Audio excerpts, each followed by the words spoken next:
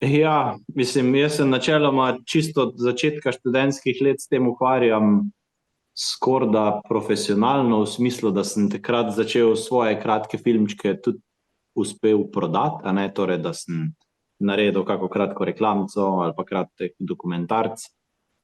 In to se je potem pač počasi valilo, a ne, torej ni hitra zgodba. Jaz sem potem recimo 2013 posnel prvi taki igrano-dokumentarni film o eni sestri Tončki Krajnik, ki je na Brezjah doživela en čudež. Potem pa recimo tako na leto naprej kakšen tak podoben film. Zdaj v zadnjem času pa veliko sodelujemo z Američani, zato tudi ekipa toliko raste, da imamo lahko tule 15 ljudi veliko ekipo, kar pa pomeni, da je tudi treba veliko enega dela zrihtati, ampak poskušamo na Slovenskem vseeno prinašati še zgodbe, ki niso bile povedane, ali pa jih povedati na malo bolj modern ali pa bolj prijeten način.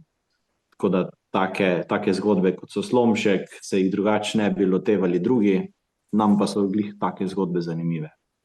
Zelo lepo je slišati, videti, da obstajajo pri nas ekipe, ki rastejo iz dneva v dan.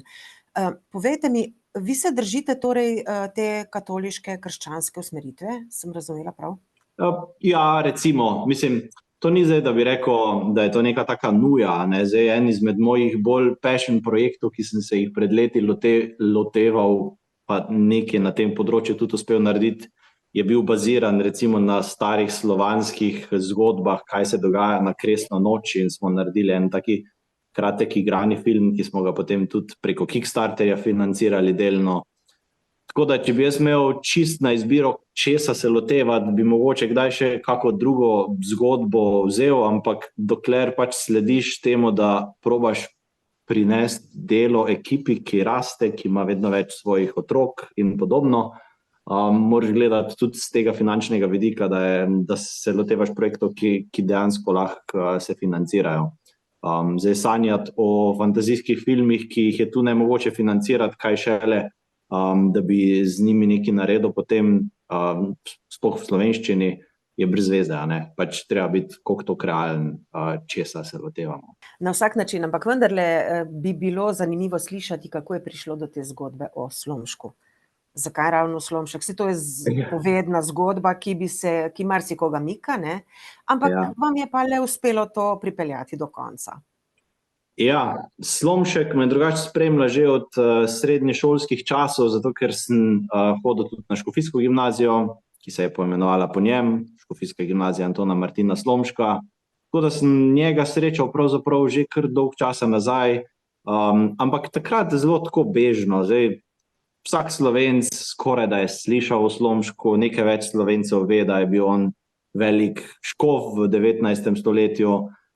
Malo Slovencev se pa potem začne res ukvarjati, kaj je pa vse on slovenskemu jeziku in slovenskemu narodu doprinesel s svojim delom. Torej, že par let nazaj sva z direktorjem, torej te gimnazije Antona Martina Slomška, doktorjem Ivan Štohecom, debatirala, da je bilo fajn narediti en taki dokumentarno igrani film, ki bi ga predstavil, da vsi učenci, ki hodijo na to škofijsko gimnazijo, spoznajo, kdo je ta njihov patron. Po drugi strani pa tudi, da bi Slovencem prinesli zgodbo in ga spoznali z mlado generacijo, ki bi se drugače res preveč samo bežno z njim srečala. Zato sva z Štohecem stopila v akcijo, kontaktirala več županov, več organizacij, več redov, še več potem raznih financerjev, ki bi lahko podprli tak film, in takrat se je ta zgodba tudi začela odvijati. Zdaj pa vendarle k vsebini. Kaj ste pravzaprav želeli s tem filmom sporočiti? Da je Slomšek bil, da je bil narodni buditelj, da je bil škof? Film je drugače sestavljen kar iz večjih nivojev pripovedi.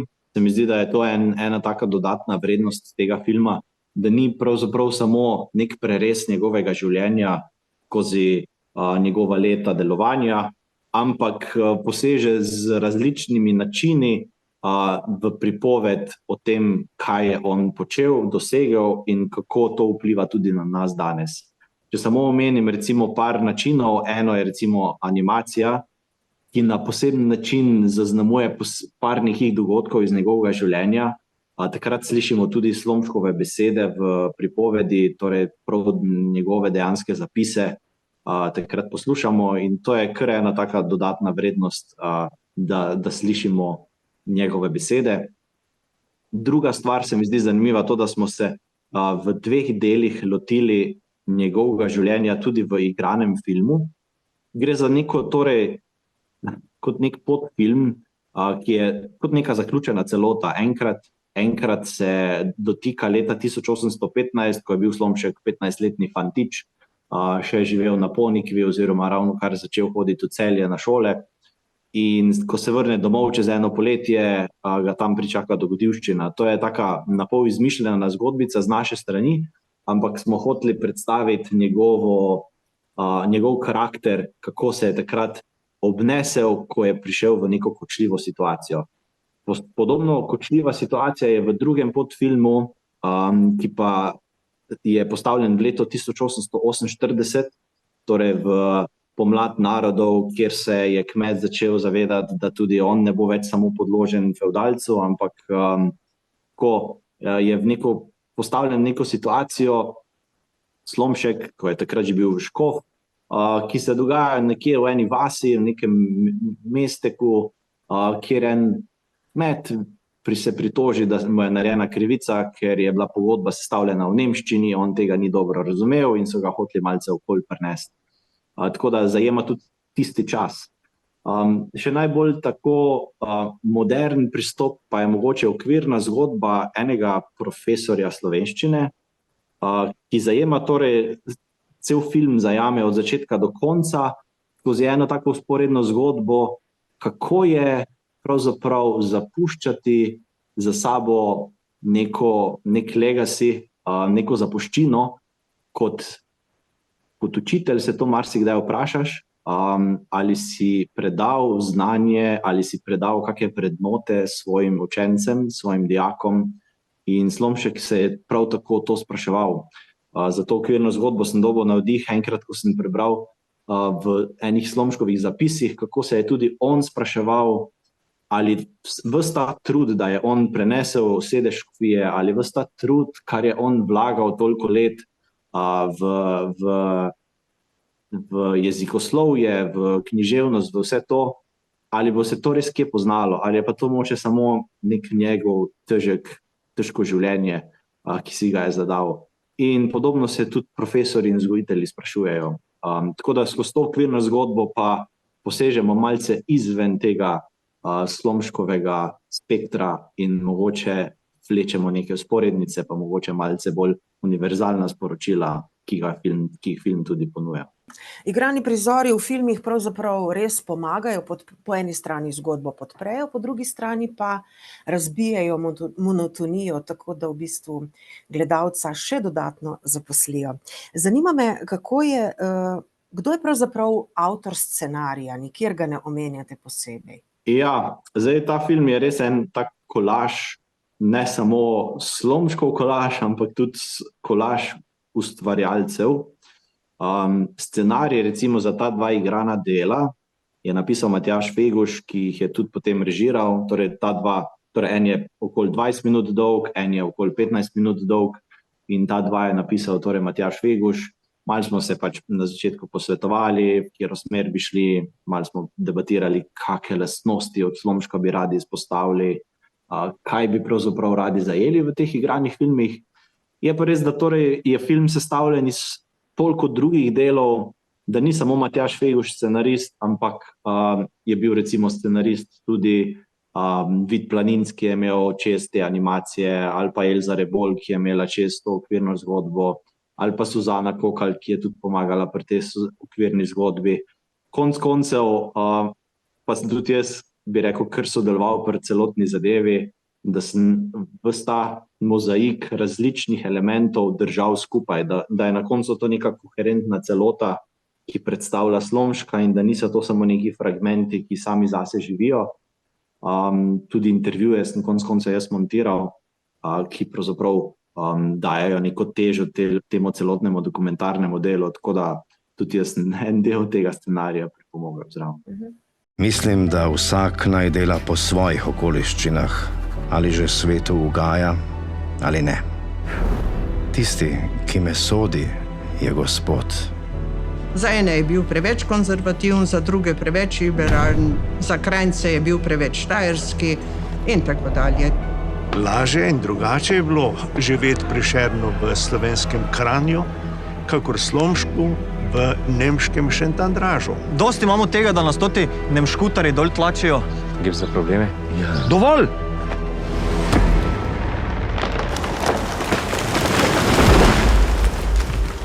Vas je bil za božjo stvar in vas je bil za slovensko stvar. Če si slovenski človek ne bo prizadeval za slovensko besedo, je nevarnost, da bo izumrla. On je celo sam zatrdil, za uspeh revolucije je potreben mir, napredek, politično delovanje, ne pa nasilje. Mi smo kot tati ključi. Prvo v nas ni nobene zareze. Polih pa v nas zarazujejo.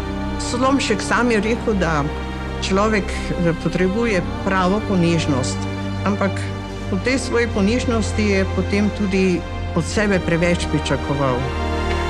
Le bistrimo si glave, ne dremajmo zaspani, drugim narodom prodani. V nebesa kažejo mogočni velikani, v nebesa vzdigajmo mi srce in oko. Ostani zvest slovenstvu in Bogu.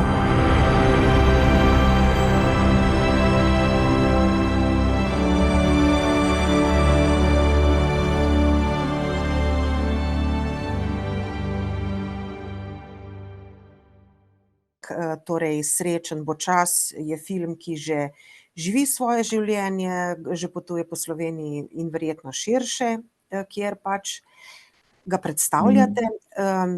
Mogoče še, kakšen je odziv med tisto publiko, med tistim občinstvom, kjer so ga že videli? Ja, Slomška smo drugače poskušali v Sloveniji predvajati kar najširše, kar se je dalo, smo pa imeli pravilo, da ga probamo predvajati samo v kinodvoranah. Kar ni tako preprosta naloga, ker priti v kinodvorane, ki bolj kot ne gledajo skozi zaslužek, jih moraš tudi pravzaprav prepričati, da bo ta film pritegnil pozornost.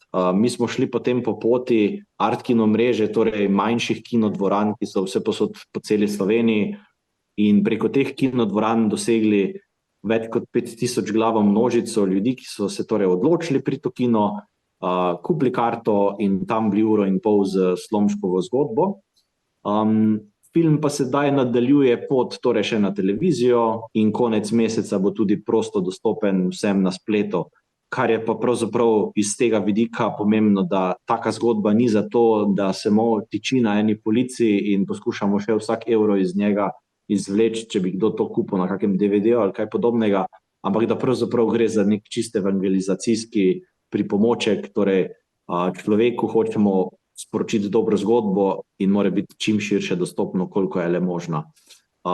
Odzivi so bili bolj kot ne res pozitivni, pač včasih koga zmoti, da kakšne stvari nismo omenili in se pač na koncu itak razidemo na način, da se malo posmejimo, da pač vsega pa tudi v 1,5 ure ne gre in da bi lahko pravzaprav bila kakšna serija v Slomšku, če bi hoteli vse to povedati.